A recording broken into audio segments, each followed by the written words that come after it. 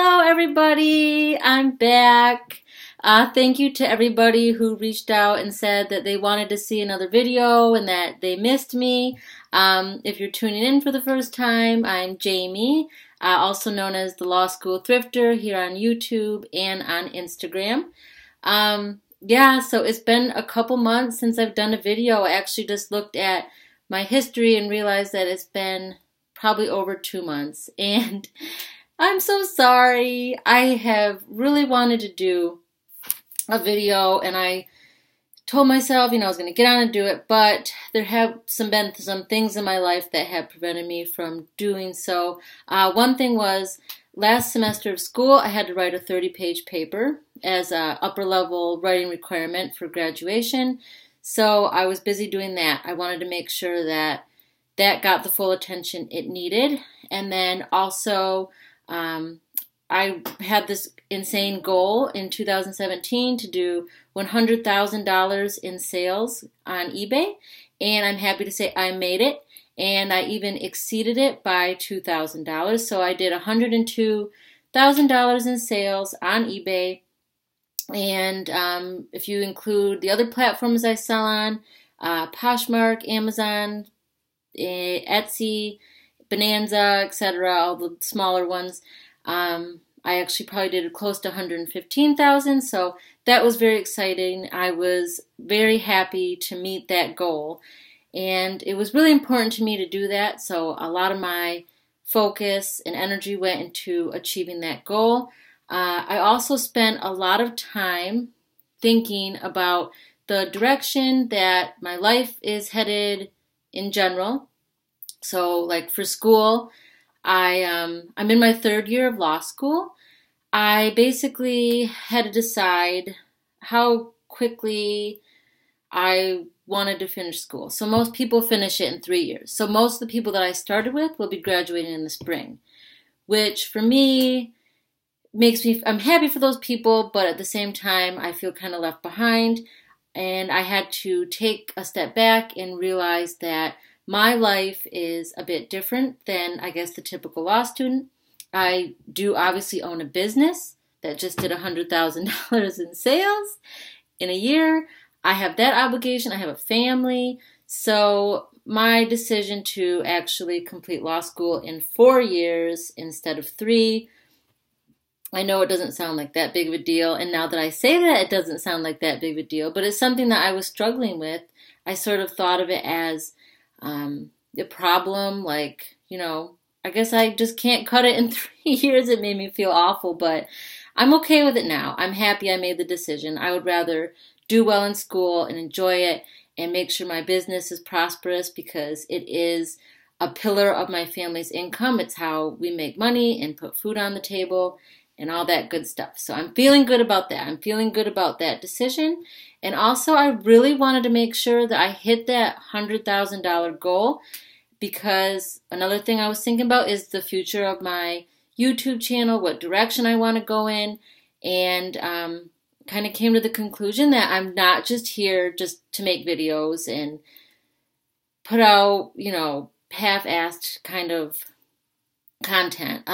I would not be here making videos if I did not have a thriving e-commerce business. So I wanted to make sure that my business was successful and that I'm not up here giving advice on how to sell on eBay and other online platforms if my business wasn't doing well. So I wanted to get to that level. I wanted to hit that goal, and I hit it, so great. And hopefully now I will be back to making regular content. It's all about scheduling, You gotta have a really solid schedule. I'm pretty good at that actually, but I'm trying to improve it even more this year. Sometimes it can be kind of hard with balancing school, business, family, but I'm not here to complain. Like I said, I've struck a pretty good balance, so hopefully you'll be seeing more content from me. So, I don't know why I'm waving this pen around, but anyways, so sales have sort of dropped off a little bit after Christmas. I haven't really set any kind of sales goal for 2018. I'm more just setting like weekly goals and day-to-day goals and trying to hit those. One of my goals was to get more organized, and as you can see, if you watch my other videos, my setup looks a bit different because I took the time to organize my office. And my brother, who is like a phenomenal organizer, he's very like spatially intelligent. What I mean, like he can look at a room and immediately figure out like, how would this fit better? How can we move things around to maximize the space?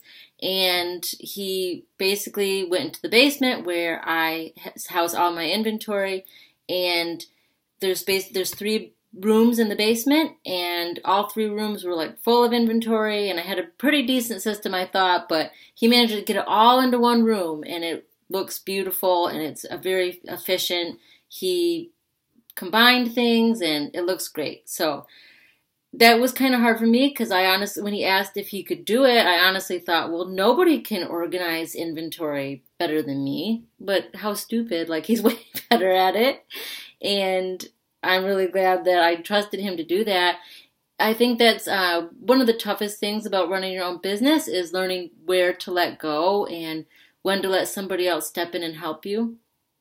Not only for just like employees, but for people who just genuinely offer to help. I mean, if someone in your family or a friend or something says, you seem overwhelmed, what can I help you with? Knowing what your needs are is going to, be able to give them an answer. And an answer, when people offer to help, I mean, I think they generally mean it. And but you just have to know what your needs are. You can't just say, I don't know, and expect them to step in and fix things.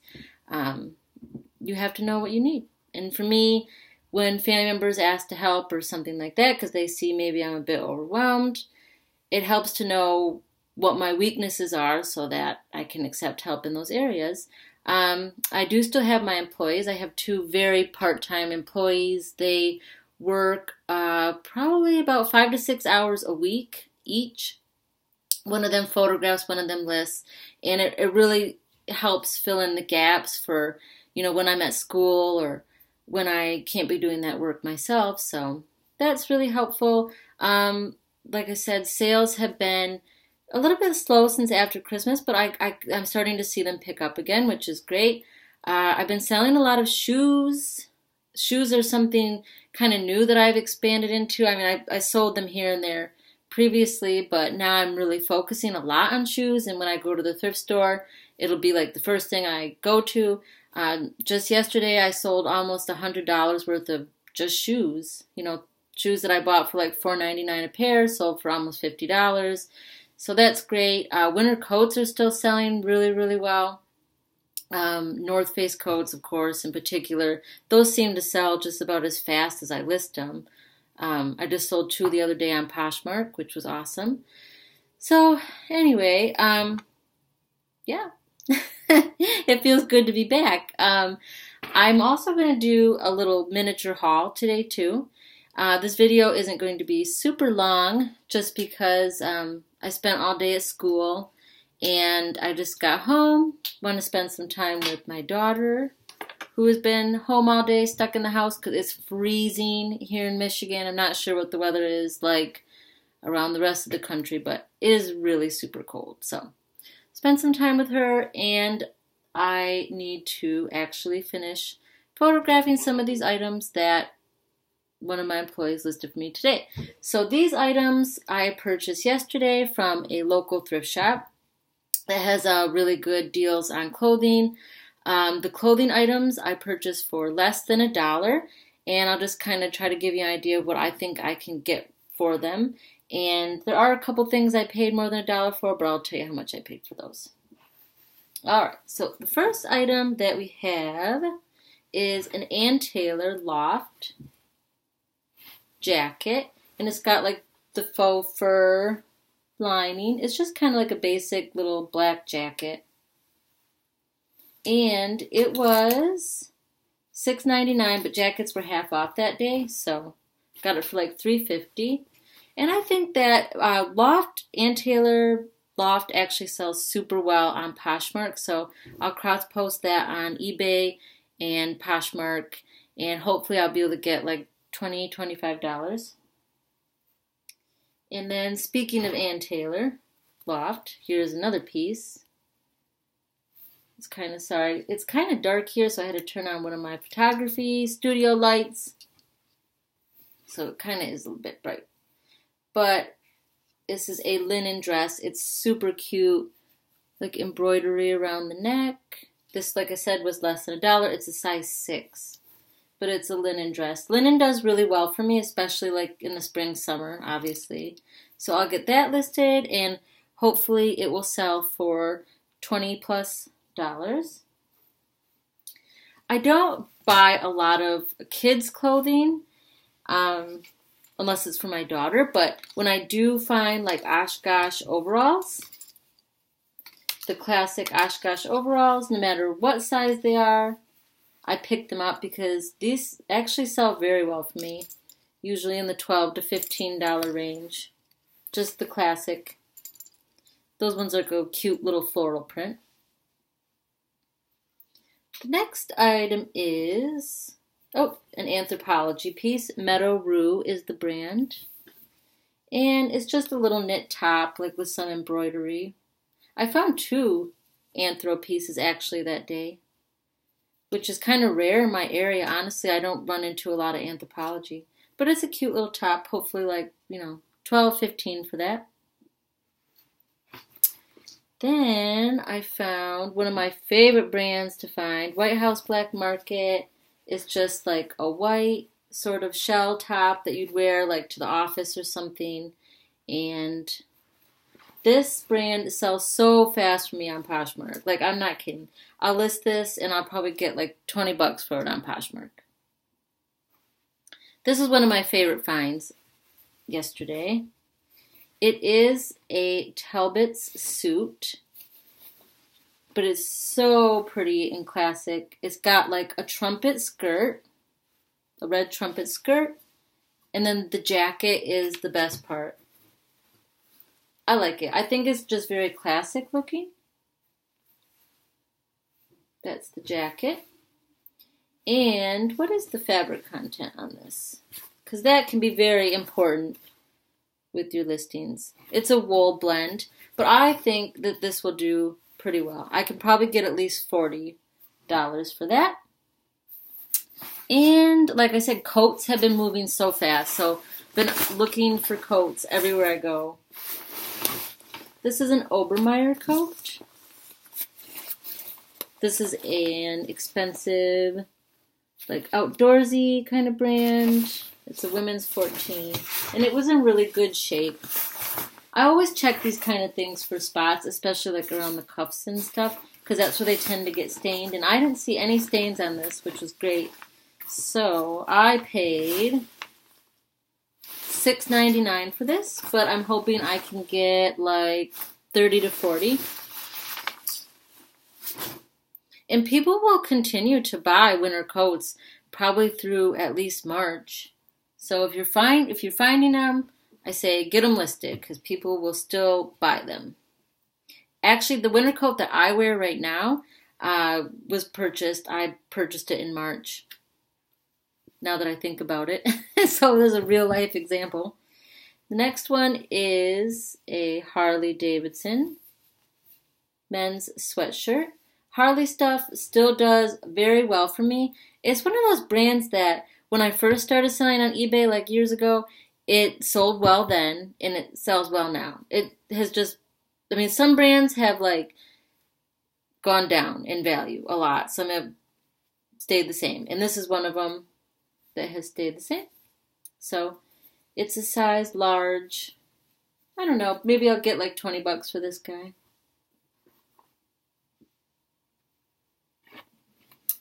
Sweaters are still doing pretty well. This is a Land's End turtleneck sweater. It's a really pretty color. It's like a coral color, and it's a cable knit. Cable knit and coral, that's a good combination. So hopefully I can get like $12 to $15 for that.